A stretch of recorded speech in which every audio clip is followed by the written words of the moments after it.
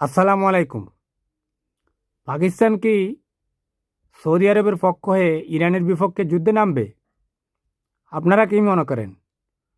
গত বছর 2025 সালের সেপ্টেম্বরে তো পাকিস্তান আর সৌদি আরবের মধ্যে মৈত্রী চুক্তি হয়েছিল। সেখানে বলা আছে সৌদি আরব যদি আক্রান্ত হয় তাহলে পাকিস্তানিরা মনে করবে যে পাকিস্তানিরা আক্রান্ত হয়েছে, তাহলে পাকিস্তান সৌদি আরবের পক্ষ নেবে। আর পাকিস্তান যদি আক্রান্ত হয় তাহলে সৌদি আরব নিজেদের উপর আক্রমণ বলে সেটাকে যৌথভাবে প্রতিহত করবে। এমনই তোর চুক্তিটা ছিল। এখন এই যে বলা হচ্ছে যে ইরান থেকে সৌদি আরবের সবচেয়ে বড় তেল শোধনাগার আরামকোতে হামলা করেছে ইরান। আসলে এটা কি ইরান করেছে না মার্কিন যুক্তরাষ্ট্র? এত নিখুঁতভাবে তো ইরান এত শত শত কিলোমিটার দূর থেকে সৌদি আরবের আরামকোতে হামলা করতে পারে না। সৌদি আরবের আকাশ প্রতিরক্ষা হচ্ছে আমেরিকার নিয়ন্ত্রণে। সেখানে আমেরিকার ঘাঁটি রয়েছে, আকাশ প্রতিরক্ষা রয়েছে, বিমান বাহিনী রয়েছে।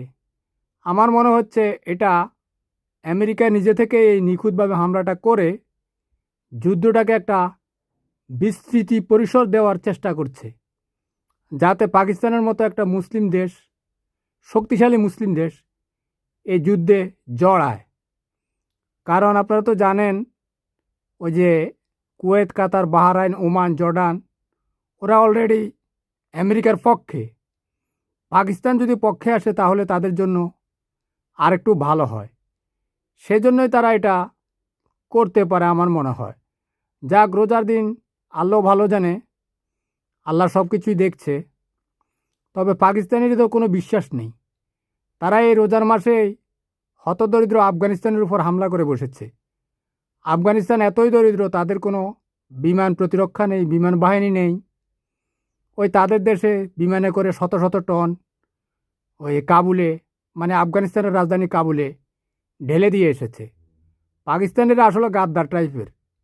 এরা 1971 সালে বাংলাদেশের মানুষের উপর হামলা করেছে, এখন আফগানিস্তানের উপর হামলা করেছে। আফগানিস্তানের উপর হামলাটা অবশ্য তাদের এখানে যে প্রক্সি ওয়ার চলছে, কারণ আফগানিস্তানকে আবার ভারত ব্যবহার করার চেষ্টা করছে, এটাও একটা বিষয় রয়েছে।